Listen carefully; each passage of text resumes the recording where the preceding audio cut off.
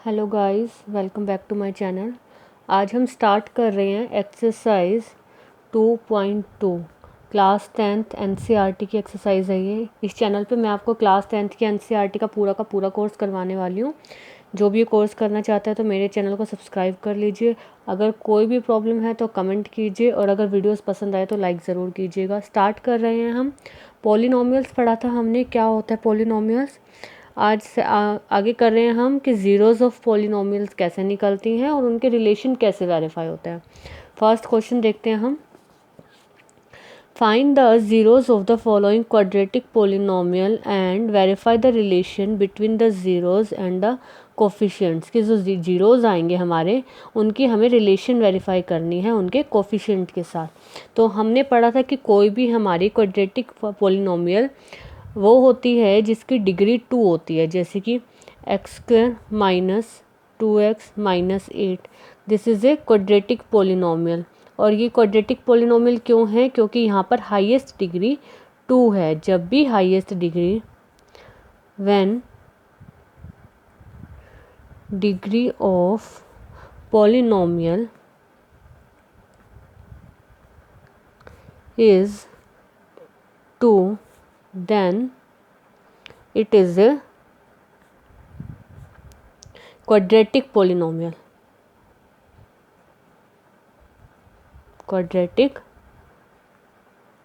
Polynomial. आपके दो तरह के पॉलिनोमियल के क्वेश्चन आएंगे, क्वाड्रेटिक पॉलिनोमियल और क्यूबिक पॉलिनोमियल। क्यूबिक पॉलिनोमियल में जो डिग्री होती है वो 3 होती है। तो और उसके कोफिशिएंट हमने पढ़ा था कि क्या होता है, जो भी हमारे वेरिएबल्स होते हैं उसके आगे का जो ये नंबर टर्म होती है, ये किसी भी पॉलिनोमियल के लिए उसका कोफिशिएंट होता है। तो फर्स्ट क्वेश्चन कर रहे हैं हम x² माइनस 2x। ये देखिए first question, x² minus 2x minus 8। सबसे पहले तो हमें इसके फैक्टर बनाने होंगे। फैक्टर हम पहले पढ़ते आए हैं 9th क्लास में, 8th क्लास में कि फैक्टर कैसे बनाते हैं। फिर भी मैं आप लोगों को दोबारा बता देती हूँ। फैक्टर बनाते टाइम दो चीज़ों का हमें ध्यान रखना है। First, coefficient of value x and value of c, मतलब जो लास्ट में हमारी कांस्टेंट टर्म है। तो यहाँ पर -2 और -8, -8 के कोफिशिएंट को हम मल्टीप्लाई करेंगे x² के कोफिशिएंट से, मतलब इंटू 1। तो ये वैल्यूज़ आई हमारे पास -2 और -8। हमें -2 को कुछ इस तरह से लिखना है कि मल्टीप्लाई करके -8 आए। जैसे अगर हम -4 + 2 लिखें तो सॉल्व करके क्या आएगा, -2। ये वाला और ये वाला सेम हो गया। अब अगर हम इन दोनों की मल्टीप्लाई करें तो क्या आ रहा है, -8, मतलब हमारे फैक्टर्स होंगे -2 और +2। तो यहाँ पर आ जाएगा x² minus 4x plus 2x minus 8। 4 और 2 माइनस करेंगे तो 2x हो गया, और 4 और 2 -4 और 2 का मल्टीप्लिकेशन जब करेंगे तो -8 आ गया। तो यहाँ से हम x कॉमन लेंगे। इन दोनों टर्म्स में से जो भी हम कॉमन ले सकते हैं वो कॉमन लेंगे, और इन दोनों में से जो कॉमन ले सकते हैं वो कॉमन लेंगे। यहाँ से x कॉमन ले सकते थे तो x माइनस 4, और यहाँ से हम 2 कॉमन ले सकते हैं x माइनस 4। ये कॉमन लेने के बाद ये अंदर के ब्रैकेट्स हमेशा सेम होने चाहिए। अगर ये सेम नहीं हुए हैं तो मतलब आपके फैक्टर ठीक से नहीं बने हैं, दोबारा चेक कीजिए। x plus 4 and x plus 2, दो वैल्यूज़ हो गई। यहाँ से हमारे पास x की वैल्यू आती है -4 and -2। 2 zeros are -4 and -2। Sorry, ये यहाँ पे प्लस आएगा, +4 एंड -2। ये हमारी ज़ीरोज़ आई हैं। तो हम लिखेंगे zeros of polynomial that's equal to 4 and -2। अब हमें रिलेशन वेरीफाई करनी है between zeros and coefficient. Formula होता है हमारा sum of zeros that's equal to -b/a and product of zeros that's equal to c/a। अब ये -b/a क्या है और ये c/a क्या है, यहाँ पर b की वैल्यू क्या होगी और यहाँ पर a की वैल्यू क्या होगी, ये समझिए। कोई भी हमारा क्वाड्रेटिक पॉलिनोमियल है वो किस फॉर्म में होता है, ax² plus bx plus c। जितने भी फॉर्मूले बनते हैं क्वाड्रेटिक पॉलिनॉमियल के, वो इस फॉर्म को ध्यान में रख के बनाए जाते हैं। तो मतलब यहाँ पर a की वैल्यू क्या है, कोफिशिएंट ऑफ x², b की वैल्यू है कोफिशिएंट ऑफ x, और c की वैल्यू जो कांस्टेंट टर्म है। तो इस क्वाड्रेटिक पॉलिनॉमियल से हम उठाते हैं वैल्यूज़ और रख के देखते हैं। एक तरफ हम फॉर्मूले से करेंगे और एक तरफ हम ज़ीरोज़ की वैल्यू करेंगे। तो सम ऑफ ज़ीरोज़ मतलब 4 प्लस -2, ये इक्वल आना चाहिए -b/a के। -b क्या है यहाँ पर, माइनस, और b की वैल्यू क्या है -2, a की वैल्यू क्या है यहाँ पर 1। तो यहाँ से आ जाएगा 4 - 2 इक्वल्स, माइनस से माइनस कट हुआ 2, 2 इक्वल्स 2, मीन्स दैट्स वेरीफाइड। ऐसे ही हम प्रोडक्ट ऑफ ज़ीरोज़ में रख के देखते हैं। प्रोडक्ट ऑफ ज़ीरोज़ का हमारा, अगर हम अकॉर्डिंग टू ज़ीरोज़ करते हैं तो हमारा आएगा 4 × -2। यहाँ से सोल्व करेंगे तो ये आ गया -8। और अगर हम फॉर्मूले में लगते हैं तो फॉर्मूला था हमारा c/a। c मतलब कांस्टेंट टर्म, मतलब -8, और a की वैल्यू 1 है, तो ये आ गया -8।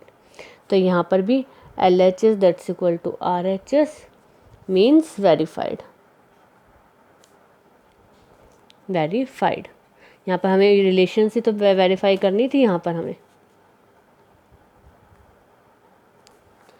और नेक्स्ट क्वेश्चन करते हैं, थोड़ा और क्लियर होगा आप लोगों को। सेकंड क्वेश्चन है इसका 4s² - 4s + 1। वही हमें किस तरह से फैक्टर बनाने हैं इसके, कि -4 प्लस माइनस करके आना चाहिए, और 4 × 1 प्लस मल्टीप्लिकेशन करके आना चाहिए। -4 और 4 बनना चाहिए। तो क्या बन सकते हैं इसके factor, 4s² - 2s - 2s, -2s जब ऐड करेंगे तो -4s हो जाएगा, और -2s और -2 और -2 का जब मल्टीप्लिकेशन करेंगे तो 4 आ जाएगा जो हमें चाहिए, +1। सेम हम कॉमन लेंगे, यहाँ से 2s कॉमन आ रहा है, 2 यहाँ से s कॉमन आ रहा है, और यहाँ पर हमारे पास 2 में से 2s और -1 बचा, और सेम यहाँ से हम माइनस कॉमन ले लेंगे तो 2s - 1 बचा। अंदर की वैल्यू सेम हो गई ब्रैकेट्स की, तो 2s - 1 and 2s - 1 same values हो गई। तो यहाँ पर हमारी s की वैल्यू क्या आएगी, s that's equal to 1/2, s that's equal to 1/2। तो जब भी हमारे पास सेम वैल्यूज़ होते हैं तो हम ये दोनों ही वैल्यूज़ लेके चलेंगे। ऐसा नहीं है कि हम सिर्फ एक ही वैल्यू से, हम एक वैल्यू से तो वेरीफाई भी नहीं कर पाएंगे।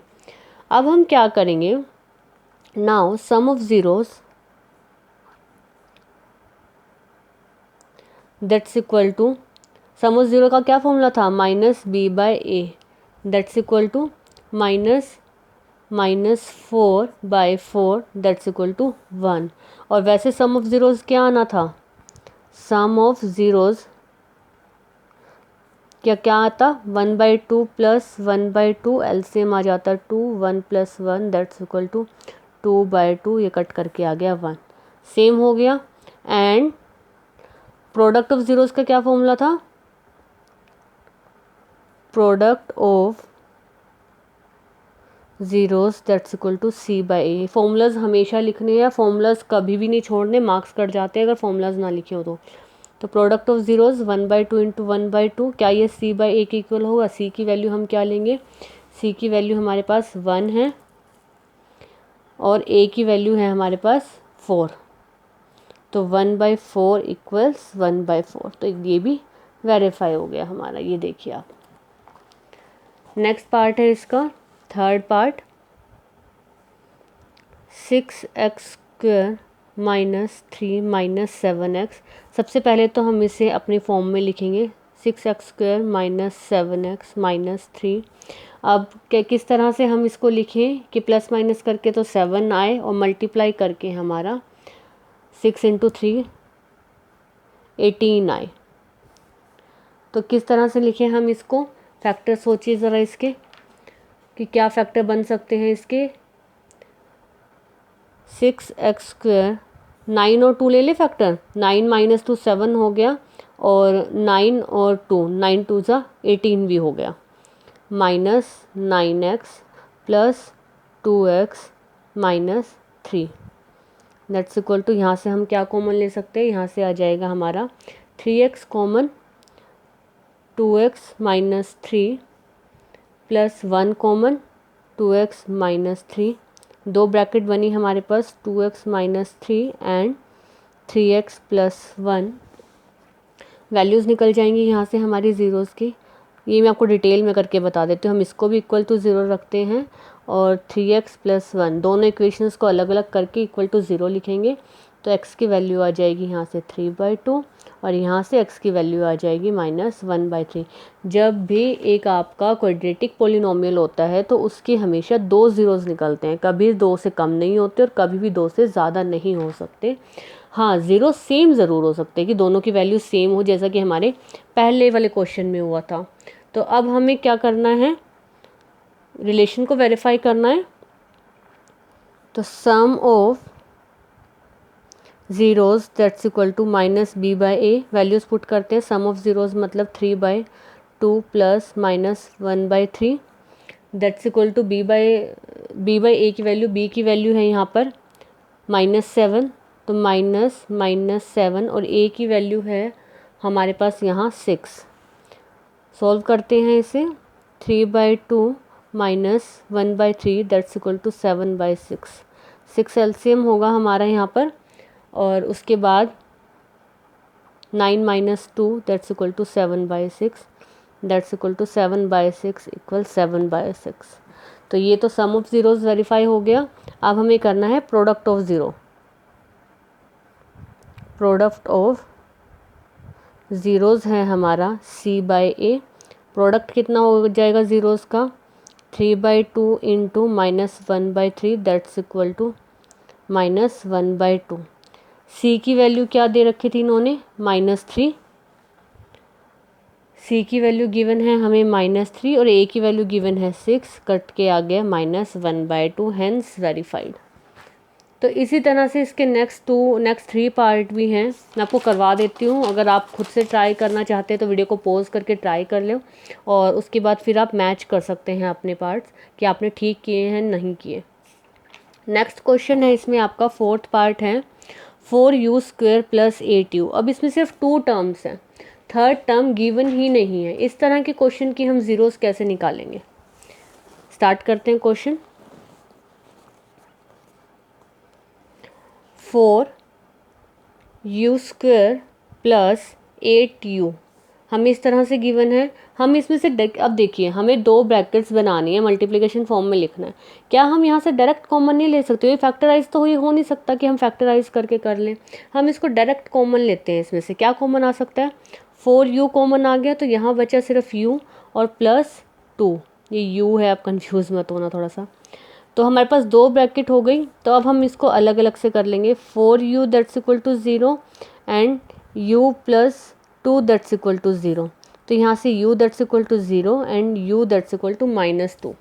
तो ज़ीरोज़ आ गई हमारे पास। तो ज़ीरोज़ क्या क्या हुई, zeros that's equal to 0 and -2। Relation verify करते हैं अब हम। Sum of zeros that's equal to -b/a, यहीं पे कर लेते हैं हम। Product of zeros that's equal to c/a। Formulas याद रखना, सम ऑफ ज़ीरोज़ मतलब इन दोनों का सम करना है।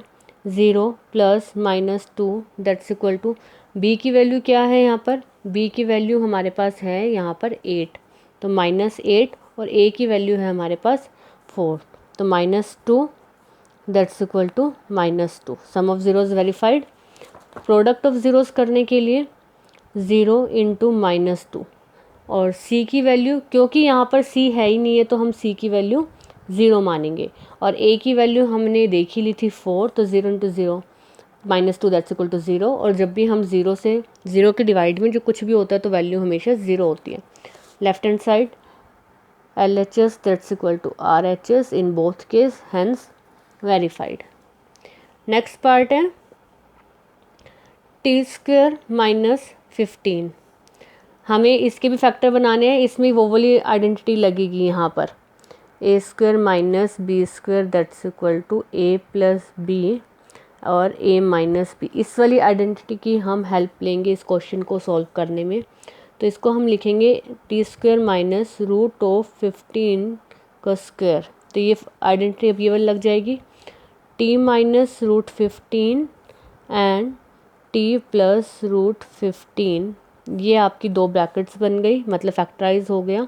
तो यहाँ से टी की वैल्यू आ गई रूट 15 और दूसरी वैल्यू है T that's equal to minus root 15।